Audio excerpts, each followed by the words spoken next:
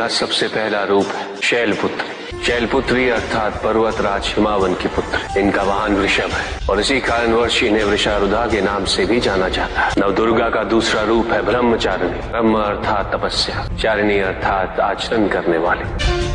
ये रूप उस ज्ञान व आचरण का प्रतीक है जिसके माध्यम से इन्होंने मुझे अपने पति के रूप में प्राप्त किया। नवदुर्गा का तीसरा रूप है चंद्रघंटा। मस्तक पे घंटे के आकार में आधा चंद्र। ये रूप अत्यंत शांतिदायक कल्याणकारी है।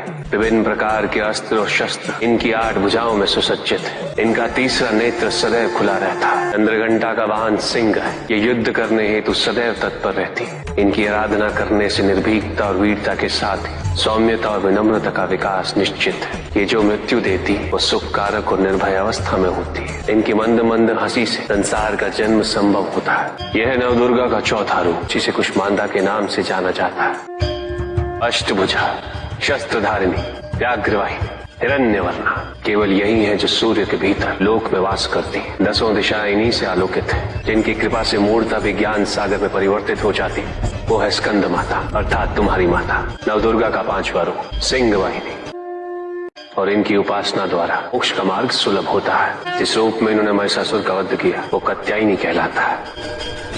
इनकी आराधना करने से अर्थ, धर्म, काम और मोक्ष फलों की प्राप्ति होती है। श्याम रंग, खुले केश, एक हाथ में लोहे का कांटा और एक में खड़ग, जिनका आशीष शुभों का कर्ता और कारक है। ये रूप कालरात्रि रूप कहलाता है। ये अंधकार का विनाश करती हैं। इनकी आराधना करने से असुरी शक्तियां भी भयभीत हो जाती हैं। श्वेत वर्ण, श्वेत वस्त्रों से सुसज्जित, चतुर्भुज, त्रिशूलधारी, तालवाद्य धारण करने वाली ये इस रूप में अपने उपासकों को अवदान देती। ये इनका महागौरी रूप है। माँ दुर्गा का 9वां रूप सिद्धदात्री कहलाता है। प्रकम्य, अशित्व, ये 8 सिद्धियां केवल इन्हीं की कृपा से प्राप्त हो सकती। मेरा अर्धनारीश्वर रूप इनके सिद्धदात्री रूप की ही देन है।